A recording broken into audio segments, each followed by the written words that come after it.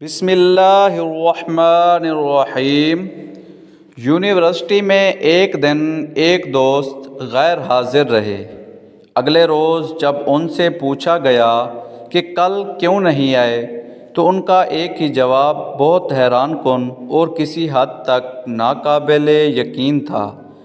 کہنے لگے کہ سستی سگریٹ پینے سے گلا خراب ہو گیا تھا۔ اس قدر نازک مزاجی کا ہم تو تصور بھی نہیں کر سکتے تھے، لیکن چونکہ ان کے ساتھ بیتی تھی اس لیے ماننا پڑا۔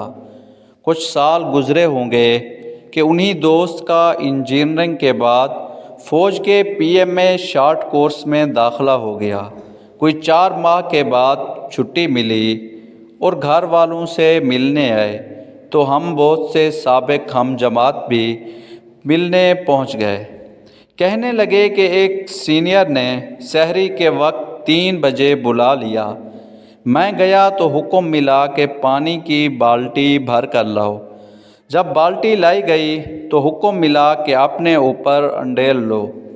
حکم عدولی کا وہاں تصور ہی نہیں، سو انڈیل لی گئی اور شب خوابی کے لباس میں ایبٹ آباد کی -2-3 درجے کی سردی میں صبح 3 بجے سے 6 بجے تک وہ اپنے سینئر کے دروازے کے باہر گیلے لباس میں کھڑا رہا۔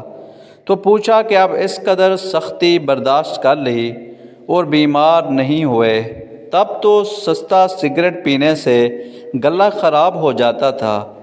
بولے حیرت تو یہی ہے کہ کچھ بھی نہیں ہوا، بلکہ ہم لوگ تو وہاں باقاعدہ دعا کرتے ہیں بخار ہو جائے تو 1-2 روز پر مشقت مشق سے جان چھوٹ جائے، مگر پورے 4 ماہ کی تربیت میں ایک بار بھی بخار نہیں ہوا۔ آپ جاننا چاہتے ہیں کہ ایک ہی انسان کی قوت برداشت میں اس قدر تفاوت یعنی فرق کیوں کر ممکن ہوا؟ اصل میں اللہ کریم نے انسان کو بہت ہی مضبوط بنایا ہے، اس کو بے پناہ صلاحیتیں عطا کر رکھی ہیں، مگر ہم جب خود کو ذہنی طور پر کمزور سمجھنا شروع کر دیتے ہیں تو جسم تو ذہن کے تابع ہے، وہ اسی طرح کمزور محسوس کرنا شروع کر دیتا ہے۔ اپنے ارد گرد دیکھیں، سڑکوں گلیوں میں نامناسب لباس میں ننگے پاؤں کھیلتے بچے کبھی کم ہی بیمار پڑتے ہیں، جبکہ 10 کپڑوں میں لپٹے ہیٹر کے سامنے بیٹھے بچوں کو ٹھنڈ لگ جاتی ہے۔ وجہ صرف یہی ہے کہ ہم بہت زبردست مخلوق ہیں، لیکن جب ہم اپنی صلاحیتوں کا درست ادراک نہیں کرتے اور ذہنی طور پر خود کو کمزور سمجھنا شروع کر دیتے ہیں تو ہمارا جسم ہمیں کمزور بن کر دکھا دیتا ہے، ورنہ حقیقت میں ہمارے اندر بہت سی طاقتیں ضائع ہو رہی ہوتی ہیں۔